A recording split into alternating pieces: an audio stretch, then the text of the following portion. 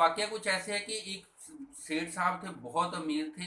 उन्होंने ख्वाब में देखा कि रात को उनको एक जो मौत का फरिश्ता आता है वो ख्वाब में आया है, और ख्वाब में आके वो कहता है कि मैं तुम्हारी जान निकालने आया हूँ, और तुम्हारी जान जो है तुम्हें मैं टाइम देता हूँ, सिर्फ और सिर्फ 10 दिन का, 10 तारीख को मैंने तुम्हारी जान निकाल लेनी है इसी वक्त, और अब रात के 1 बजे है।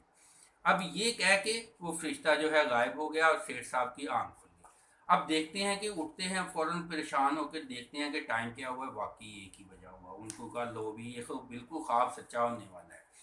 अब शेख साहब ने अपनी बीवी को उठा लिया परेशान, उसको बताया कि ऐसे करके ख्वाब को देखा है, मेरे पास तो दिन ही सारे 10 दिन रह गए हैं, आज पहली तारीख है, 10 तारीख को जो है रात के 1 बजे जो मुझे फरिश्ते ने लेने आ जाना है। अब उन्होंने अपनी जो ज़िंदगी में जो बुराइयाँ थी, खामियाँ थी, वो सारी दूर की, ज़िक्र का, नमाज, अपने जो फ़राइज़ थे उनकी तरफ ध्यान दिया, और मस्जिद की तरफ, नमाज की तरफ, और जो अपनी वो पैसे के पीछे हर वक्त दौड़े हुए थे उसको एक मुतनासिब किया, और रिश्तेदारों से मिलना उनके सारे पूरे करके ऐसे तैयारी में लगे हुए। और ऐसे करते करते आखिरकार तारीख आ गई, रात के 1 बज गए, और उनकी मौत नहीं हुई। यानी कि वो एक, उनको अल्लाह ताला ने इस्लाह के लिए उनको, उनके लिए एक पैगाम भेजा था। और देखा जाए तो हम सब की मौत जो है ये हफ्ते के 7 दिन, जो है 7 दिन में ही तो मौत आनी है। दिनों के नाम बदलते रहेंगे, तारीखें बदलती रहेंगी, हकीकत में एक ही दिन बार बार रिपीट हो रहा है, सूरज निकल रहा है, गुरूब हो रहा है। हमने उसको तारीखों और नाम और एज के हवाले से उसको हमने डिफाइन कर दिया है। अच्छी बात है, होना भी चाहिए।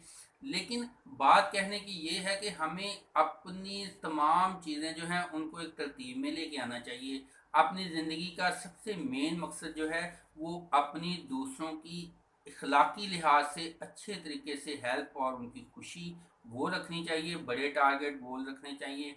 अपनी तालीम है उसको भी इसी नक्सा नज़र से रखना चाहिए कि दुनिया आखरत बने।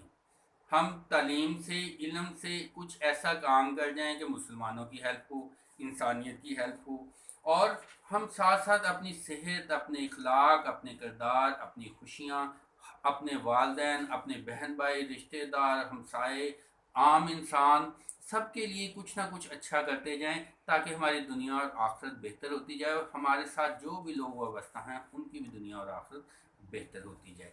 दुआ में याद रखिएगा, वीडियो को शेयर कीजिएगा। Thank you ji, wish you all.